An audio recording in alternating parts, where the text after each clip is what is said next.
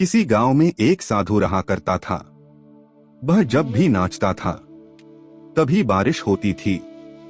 इसलिए गांव के लोगों को जब भी बारिश की जरूरत होती तब यह लोग उस साधु के पास जाते और उनसे अनुरोध करते कि वह नाचे, और जब वह नाचने लगते तो बारिश जरूर होती थी। कुछ दिनों बाद 4 लड़के शहर से गांव में घूमने आए।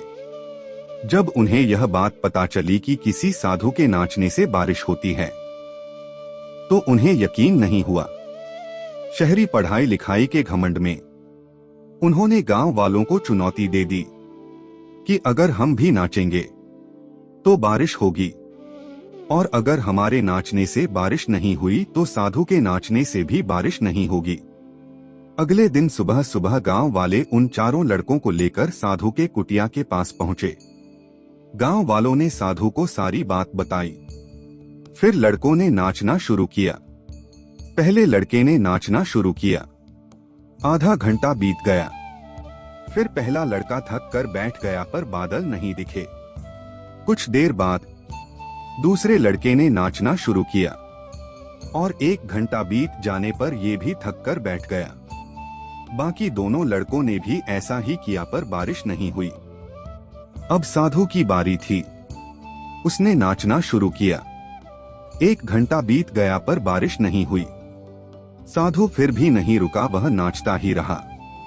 नाचते नाचते 2 घंटे बीत गए पर बारिश नहीं हुई। 4 घंटे बीत गए पर बारिश नहीं हुई।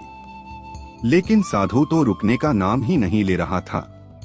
धीरे धीरे शाम ढलने लगी कि तभी बादलों की गड़गड़ाहट सुनाई दी और थोड़ी देर बाद जोरों की बारिश होने लगी। यह देखकर 4 लड़के दंग रह गए और तुरंत साधु से क्षमा मांगी। फिर 4 लड़कों ने साधु से पूछा, बाबा भला ऐसा क्यों कि हमारे नाचने से बारिश नहीं हुई और आपके नाचने से बारिश हो गई? साधु ने उत्तर दिया, जब मैं नाचता हूँ तो 2 बातों का ध्यान रखता हूँ। पहली बात तो मैं यह सोचता हूँ कि अगर मैं नाचूंगा तो बारिश को होना ही पड़ेगा, और दूसरी यह कि मैं तब तक नाचूंगा जब तक कि बारिश ना हो जाए। सफलता पाने वाले में भी यही गुण विद्यमान होता है। वे जिस काम को भी करते हैं उसमें उन्हें सफल होने का पूरा भरोसा होता है, और वह तब तक उस काम को करते हैं जब तक उसमें सफल ना हो जाए।